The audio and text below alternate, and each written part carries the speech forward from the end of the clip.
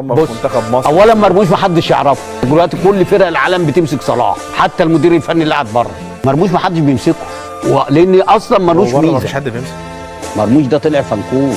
كل مرة هنعمل فيها فيديو عن عمر مرموش هنبدأ بالفيديو اللي انتوا شفتوه ده لرضا عبد العال وتصريحاته عن عمر مرموش. في البدايات كان بيقول ان هو مرموش محدش عارفه وملوش ميزة وطلع فنكوش. هو دلوقتي فعلا احنا مش عارفين مين اللي طلع فنكوش في الاخر. مرموش دلوقتي اصبح حديث العالم كله، كبار فرق اوروبا زي ليفربول عايزين عمر مرموش، لاعب فعلا عامل تأثير مع فريقه. يعني فرانكفورت مش عايزين يفرطوا في عمر مرموش لان عارفين ان اللاعب ده جوهرة معاهم، لو سابوه الفريق فعلا هيتأثر. فطبعا مرموش دلوقتي في قمة مستواه والفرق كلها طالباه، فطبعا حاجة نفتخر بيها كمصريين ان في لاعب مصري مكسر الدنيا في المانيا وفي اوروبا. فطبعا مرموش النهاردة كان عمل رقم قياسي جديد ان هو يسجل 3 فاولات على التوالي في اخر 3 مباريات. يعني في الدوريات الخمسة الكبرى اصبح هو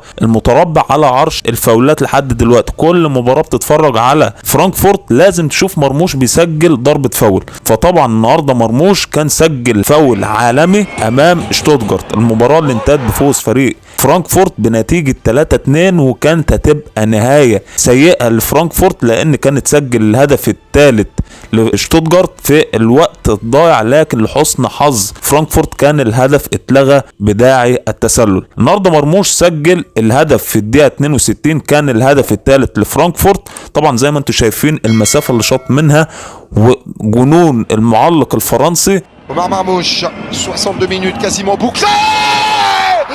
Na aberta, Nubel. Lá vem Marmouche, Arrete, e que golaço! Gol!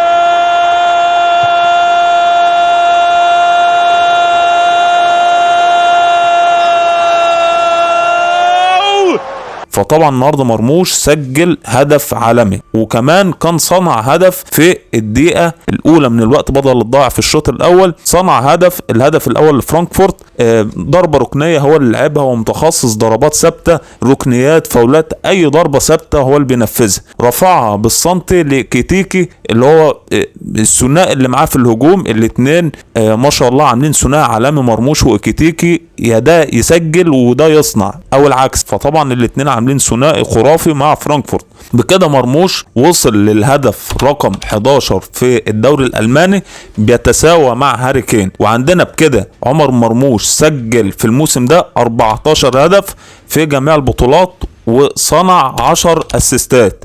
فبكده هو ساهم في 24 هدف مع فريق فرانكفورت في جميع البطولات، فرقم كبير لعمر مرموش مع فرانكفورت هذا الموسم.